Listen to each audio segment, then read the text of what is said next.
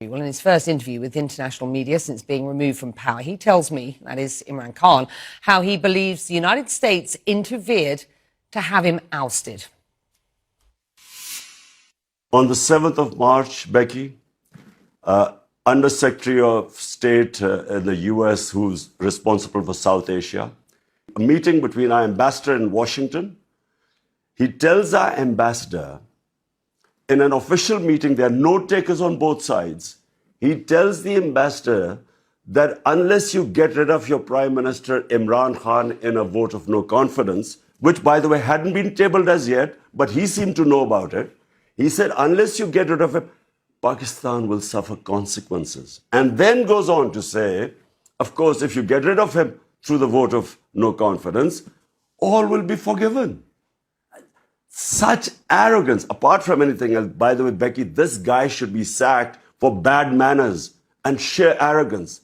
Imagine telling a country, an ambassador of a country of 220 million people that you get rid of your prime minister.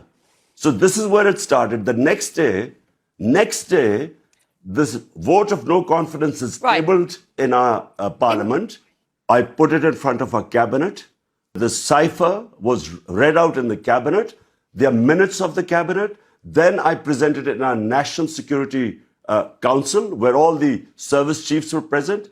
Why did I present them? Because this was a blatant intervention in the internal affairs of Pakistan, a regime change. The National Security Council decided to give a démarche, protested to the US in Pakistan and in Washington. We issued it. This is all minuted. Then we presented it to the Parliament Committee, then the Speaker of Parliament, then the President of Pakistan, who has this cipher, he sent it to the Chief Justice of Pakistan that there should be an inquiry held in this blatant interference in the internal affairs of Pakistan. Pakistan's new foreign minister says the United States and his country are entering a new engagement after what has been years of strained relations. And you and I have talked about those strained relations under your premiership. Do you believe, for the sake Becky, of Pakistan, that it is better to have a good relationship with the United States? Becky, I had perfectly good relationship with the Trump administration. It's only when the Biden administration came and it coincided with what was happening in Afghanistan. And for some reason, which I still don't know, they never got in touch with me. There was no US ambassador to Pakistan. I have no idea. My point is very simple. 220 million people of Pakistan elected me. My first responsibility is to the people of Pakistan. My responsibility is for the well-being. We have 50 million people living below the poverty line. So when Russia offers us 30% discount on oil and 30% discount on wheat imports, India does the same. India is part of the Quad, part of the strategic alliance with the US.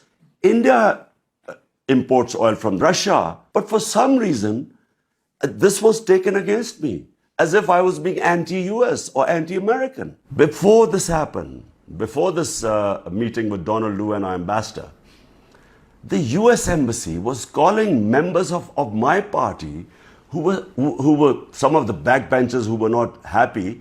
They were having meetings with the US Embassy. What were they meeting them? And they were the first ones who then jumped ship. And they were the ones who then offered $1 million each to buy my other members of parliament who actually jumped ship later on. Why would the US Embassy be interested in backbenchers of our party? So is the current government an American implant? It's with their blessings.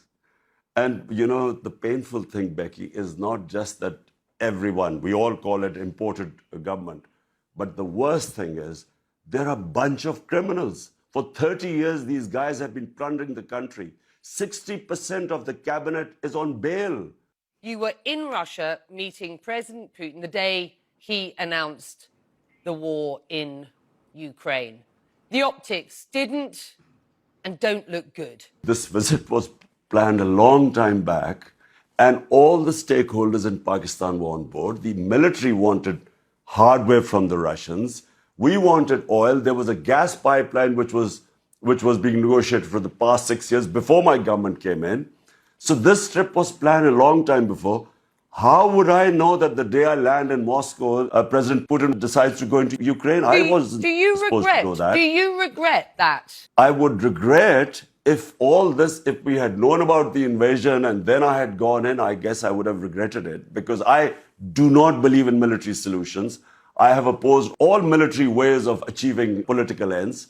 So, but I wasn't supposed to know. Imran Khan, will you run again? Will you run again as Prime Minister in the next elections? Whenever the next elections take place, not only will we run, but I can predict right now that this will become the biggest party in Pakistan's history, because people are so incensed and feel insulted that these criminals have been foisted upon us, who have been plundering this country for 30 years. There is anger in Pakistan. Unfortunately, because of all this becoming public, the cipher, Donald Rue's comments, who should be sacked for bad manners, there's anti-Americanism. Because you know that so many regime changes, whether US, like in Iran, Prime Minister Mossadegh, like in South American countries, when unpopular governments are foisted on a people, the resentment then goes against the US. And unfortunately, yes, there is anti-Americanism right now.